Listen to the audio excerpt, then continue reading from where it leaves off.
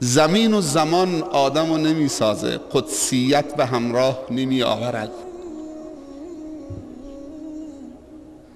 به عقل پرداختن و به روح پرداختن و به علم پرداختن و به اخلاق پرداختن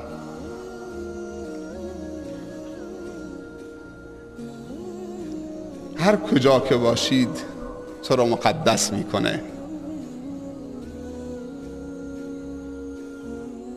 شرط نیست که حتما در مکه باشید، همه که نمیتونن تو مکه سکونت بکنن و اگر بیشتر از 1 ماه تو مکه موندید و مدینه، هیبت مکه و مدینه تو دلت کم میشه. مکه و مدینه عادی میشه برات، مثل کوچه های زاهدان میشه و اینم دوباره مد نظر خدا و رسول خدا نیست.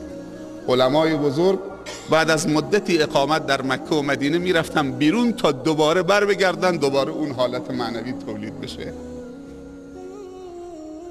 تا مکه و مدینه عادی نشه.